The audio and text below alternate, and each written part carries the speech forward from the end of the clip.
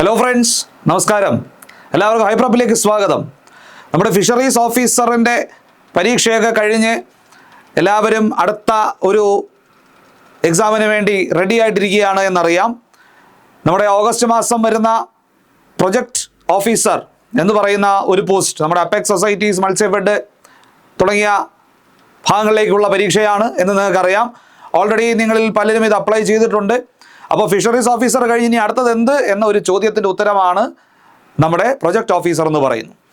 അപ്പോൾ കൂട്ടുകാരെ, നമ്മുടെ ഹൈപ്രപ്പിൻ്റെ നേതൃത്വത്തിൽ ഒരു പുതിയ ക്രാഷ് കോഴ്സ് ഈ വരുന്ന ജൂൺ 16 നമ്മൾ ആരംഭിക്കുകയാണ്.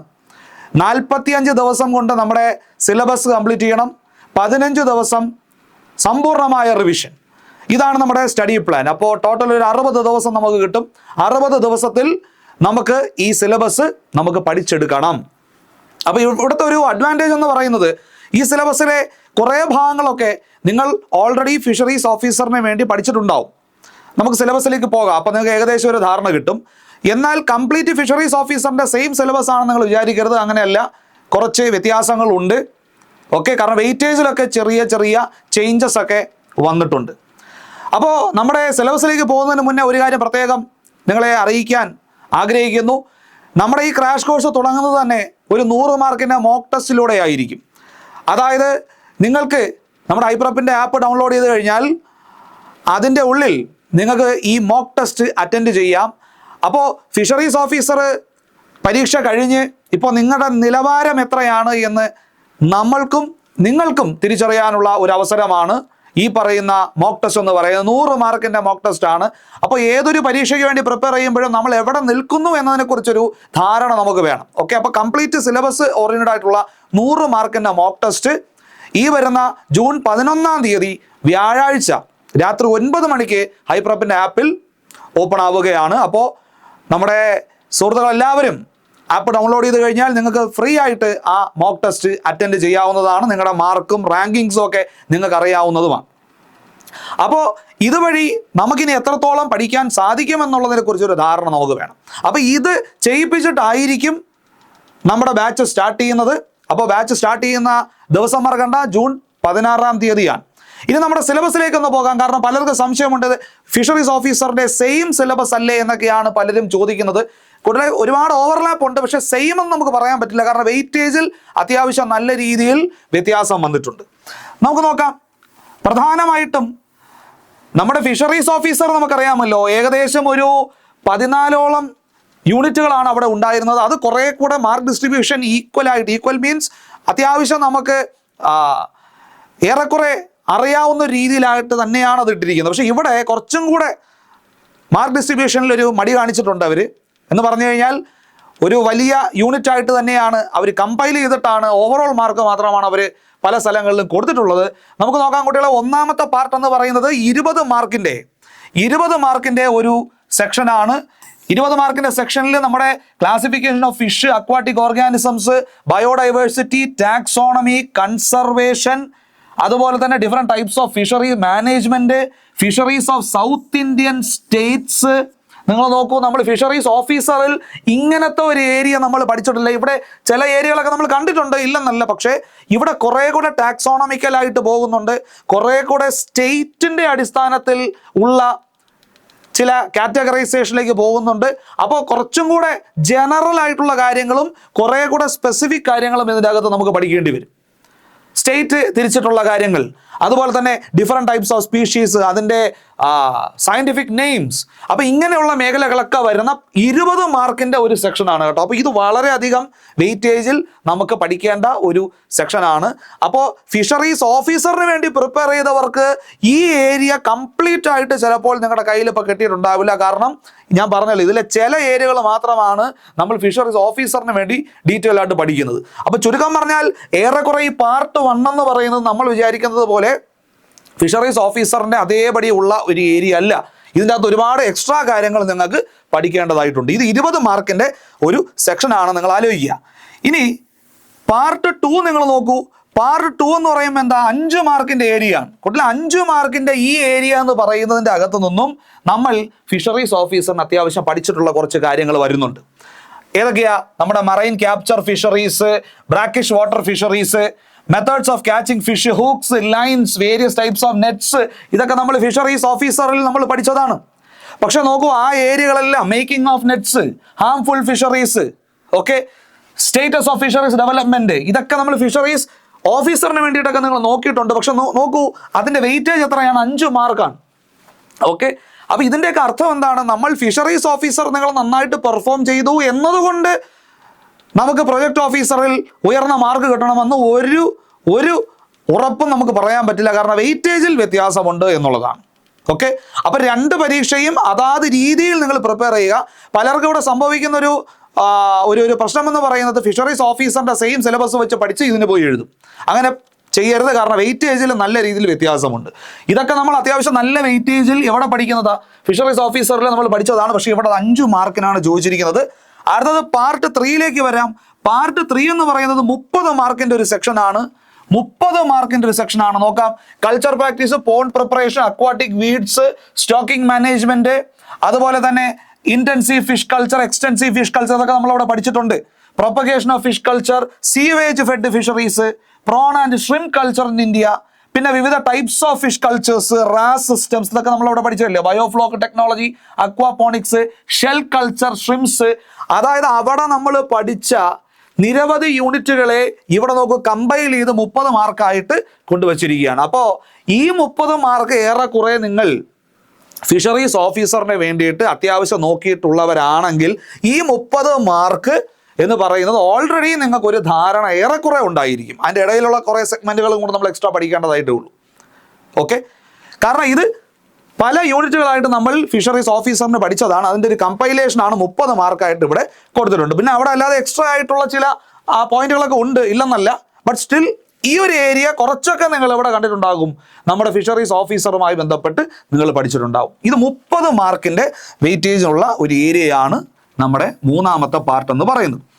നോക്കൂ, അതിൽ തന്നെ ബാലൻസ് കിടപ്പുണ്ട് കേട്ടോ. അവിടെ marine aquaculture, carnivorous fish feed, അപ്പൊ ഇങ്ങനെയുള്ള കുറച്ച് എക്സ്ട്രാ പോയിന്റുകൾ അവിടെ ഉണ്ട് എന്ന് മാത്രം. അടുത്തത് പാർട്ട് 4ലേക്ക് വന്നു കഴിഞ്ഞാൽ 10 മാർക്കിന്റെ സെക്ഷനാണ്. 10 മാർക്കിന്റെ സെക്ഷൻ എന്ന് പറയുമ്പോൾ നോക്കൂ, fish genetics, selective breeding, hybridization, fish spawning, അതുപോലെ തന്നെ different types of hatcheries, cryopreservation of fish gametes, ornamental fisheries, ഇതൊക്കെ നമ്മൾ അവിടെ കണ്ടിട്ടുള്ള കാര്യങ്ങൾ തന്നെയാണ്. Larval rearing, culture of chlorella, diatoms തുടങ്ങിയ കാറ്റഗറിയെല്ലാം ഇതിൻ്റെ അകത്ത് വരുന്നുണ്ട്. അതുപോലെ തന്നെ മാർക്കറ്റ് ഡിമാൻഡ്, ഇതും നമ്മൾ അവിടെ പഠിച്ചിട്ടുള്ളത് തന്നെ. കുറേയൊക്കെ, എല്ലാം ഒന്നും ഇല്ലെങ്കിലും കുറേയൊക്കെ നമ്മൾ ഫിഷറീസ് ഓഫീസറിൽ കണ്ടിട്ടുള്ളത് തന്നെയാണ്. അതിനെ കമ്പൈൽ ചെയ്തിട്ട് എന്ത് ചെയ്തിട്ടുണ്ട്? 10 മാർക്കാക്കി മാറ്റിയിട്ടുണ്ട്. അപ്പോൾ കുറേയൊക്കെ നമ്മൾ അവിടെ കണ്ടതാണ്. കാണാത്ത പലതും ഇതിൻ്റെ ഇടയിൽ കയറി വരുന്നുമുണ്ട്. ഓക്കെ, അപ്പോൾ ആ കാണാത്ത ഏരിയകളും കൂടെ പഠിച്ചെടുക്കുക എന്നുള്ളതാണ് നിങ്ങളുടെ പ്രധാനപ്പെട്ട ഉദ്ദേശം. ഈ പാർട്ട് 4 എന്ന് പറയുന്നത് 10 മാർക്കിൻ്റെ സെഗ്മെന്റ് ആണെന്ന് നിങ്ങൾ ഓർത്ത് വയ്ക്കുക. അടുത്തത് പാർട്ട് 5 5 മാർക്കിന്റെ ഏരിയയാണ്. നിങ്ങൾ നോക്കൂ, 5 മാർക്കിന്റെ ഏരിയയാണ്. ഫിഷ് എക്സ്പോർട്ട് ഇമ്പോർട്ട്, അടുത്തത് product by products, value addition, health benefits of fish consumption, chilling, freezing, canning, ഇതൊക്കെ നമ്മളവിടെ പഠിച്ച കാര്യങ്ങളാണ് അല്ലേ. അതുപോലെ തന്നെ fish spoilage, packaging, transportation, cold chain, ഇതെല്ലാം കൂടെ 5 മാർക്കിനാണ് ചോദിച്ചിരിക്കുന്നത്. അപ്പൊ നിങ്ങൾ ശ്രദ്ധിച്ചു കഴിഞ്ഞാൽ അതേപടി പഠിച്ച ഫിഷറീസ് ഓഫീസറിന് പഠിച്ച പല സെഗ്മെന്റുകൾ ഇവിടെ ഉണ്ട്. പക്ഷേ അതിൻ്റെയൊക്കെ വെയിറ്റേജ് അത്യാവശ്യം കുറച്ചിട്ടുണ്ട്. അല്ലെങ്കിൽ പിന്നെ എല്ലാത്തിനും അവിടെ കമ്പൈൽ ചെയ്തിട്ട് ഒറ്റ പാർട്ടായിട്ടാണ് കൊടുത്തിരിക്കുന്നത്. ഓക്കെ, അത് കഴിഞ്ഞ് നേരെ നമുക്ക് പാർട്ട് 6ലേക്ക് വരാം. 5 മാർക്കിന്റെ ഒരു സെഗ്മെന്റാണ്.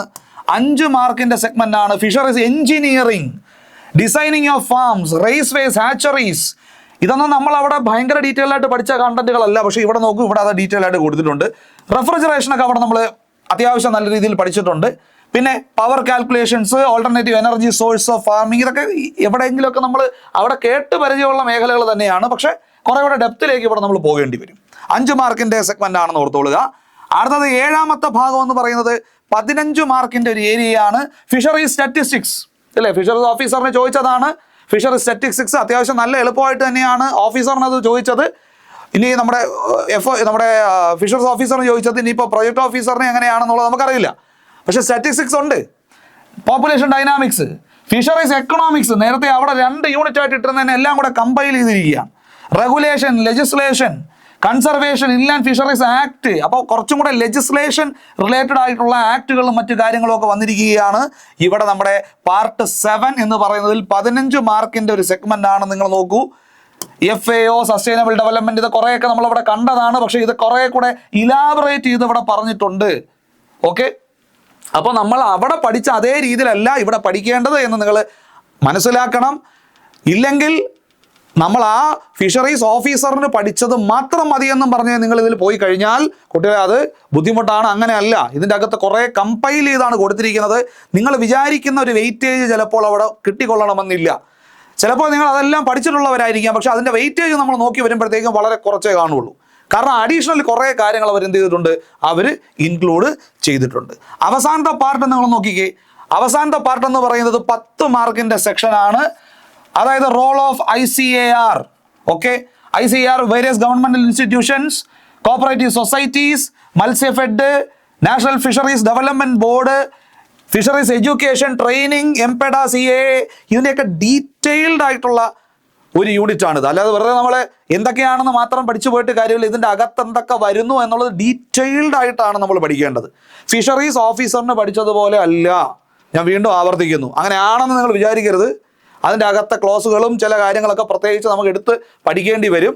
അപ്പോൾ അത് ഒന്ന് മനസ്സിലാക്കി വയ്ക്കുക. അപ്പോൾ ടോട്ടൽ ഒരു 8 മാർക്കിനാണ് ഇവിടെ, ഒരു 8 യൂണിറ്റാണ് ഇവിടെ എന്ത് ചെയ്തിട്ടുള്ളത്, ഇവിടെ നമ്മൾ കണ്ടിരിക്കുന്നത്. അപ്പോൾ ഇത് നമ്മുടെ ഫിഷറീസ് ഓഫീസറിൻ്റെ കുറേ കണ്ടന്റുകൾ ഇതിൻ്റെ അത് കമ്പൈൽ ചെയ്തിട്ടുണ്ട്.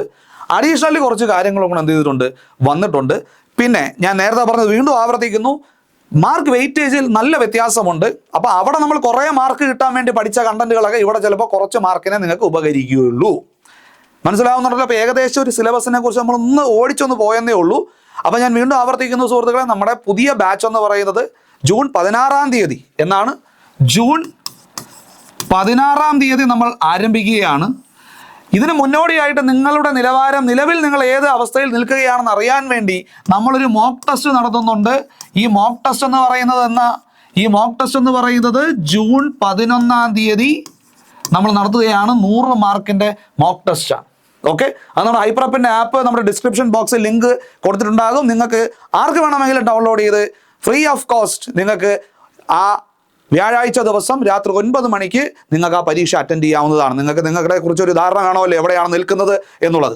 ഓക്കെ, അപ്പോൾ നിങ്ങൾക്ക് ഈ കോഴ്സുമായി ബന്ധപ്പെട്ട് കൂടുതൽ എന്തെങ്കിലും സംശയമുണ്ട് എങ്കിൽ നമ്മുടെ ഡിസ്ക്രിപ്ഷൻ ബോക്സിൽ കൊടുത്തിരിക്കുന്ന നമ്പറിൽ നിങ്ങൾക്ക് കോൺടാക്റ്റ് ചെയ്യാം.